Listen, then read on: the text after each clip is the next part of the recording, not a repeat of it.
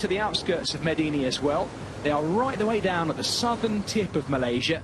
They've ridden southward all the way along the coast today, and this is the longest stage, 215 kilometres. And tomorrow's stage should be a cracker. There's never anything processional about the final stage of the Tour de Langkawi tomorrow.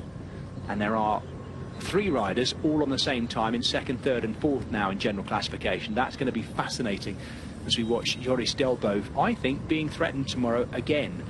The top 4 are all separated now by 6 seconds in the general classification. Now we have an attack from Tudor Pros, I think, or is it an attack as well? That was Avaris Mikutis, the Lithuanian road race champion.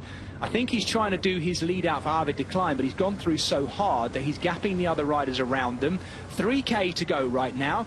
Zeb Kiffin and that man, the Malaysian road race champion, Mohamed Nuramin bin Rosli, still in the lead. If these two mess around at all, they're doomed. 35 seconds with 2.5K to go, I think is just about doable too. Kiffin is riding it like a time trial now, and that's what he has to do, the British rider. Forget the general classification for those two, that doesn't matter. Here comes the next turn from Uno X, so Erlen Blikra must be ready to sprint here, and now come XDS Astana Team 2. This looks like Anton Kuzmin, who's doing this long, hard drive, so they will be putting their trust in Aaron Gate. It's a great opportunity today for the Kiwi, who's making his debut in this race at the age of 34, to get a stage win now that Matteo Malucelli is not there. It is also, you have to say, a brilliant opportunity for the likes of Enrico Zanoncello of VF Group and Manuel Peñalva with the green sleeves there of Polti Visit Malta to get a stage win. However, there's one rider in black with a red helmet in there that we've barely seen so far. It's always the case with him. Arvid de Klein, yesterday's stage winner, the best sprinter in that whole group. I challenge any of you to argue with me on that. I think we know that's the case. But this is not a simple finale either. And we're nearly at the end of this 8th day of racing. And we're nearly at the end of this season too. So some tired riders in there. And in amongst them, some who are super motivated to get the biggest result of their career. That's a potent mix, that one. Problem is, they haven't caught these two, and I think with just over a kilometre to go, they're going to do it.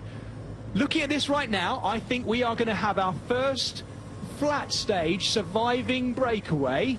Zeb Kiffin has ridden across to the one remaining rider from that original break, Mohamed Nuramin bin Rosli, the Malaysian road race champion. Now, watching this current situation with 1K to go, it's now VF Group. They haven't really done that this week. Now come Polti Visit Malta with 3 riders. And then alongside them, Solution Tech Vinny Fantini, presumably riding Filippo 14 now. They did come to this race with Dusan Rajovic, but he's gone through illness as well.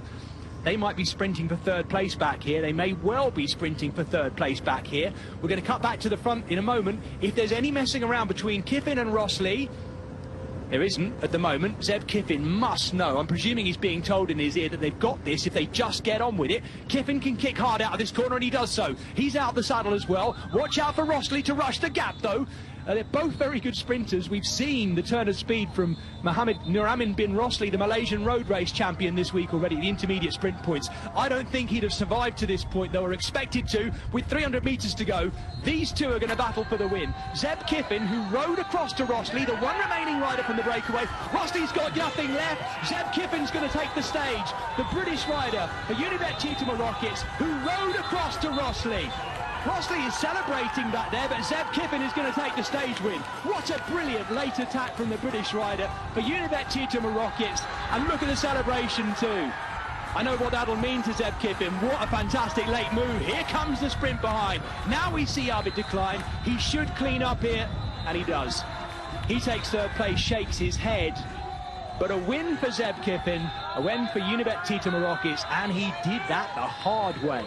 He rode across to Mohamed Nuramin bin Rosli, and Rosli, I can't quite work out whether that was a celebration or utter disappointment at coming second. Look at Zeb Kiffin. Look at this. What a moment for the British rider. That is his first professional victory. Got his big breakthrough, as I say, at that Tour of Britain when he finished 6th on general classification, got the step up to ride to Unibet Cheetah Rockets, and he's done it. First pro win and a pro series win. He's not even come in with a 0.1 UCI win. He's got a great big win here at the Petronas Tour de Langkawi. And this is a rider, by the way, who I had the great pleasure of interviewing on stage that year after his Tour of Britain ride. And I know, I can tell you, what it's taken for him to get here as well. Doing his best, desperately trying to prove himself whilst riding for Ricky Pascoe's St. Piran team in Great Britain. And getting noticed and picked up by Unibet Tita Rockets. Today, he has come good on all the faith they've put on him, Zeb Kiffin. And I tell you this, by the way, he's a lovely guy as well. You'll rarely meet a more pleasant and well-mannered bike rider. But as you can see from that finale, and the way he rode across the gap, the way he was riding the Tour of Britain too, he's a ruthless operator on a bicycle. Now, what a lovely moment.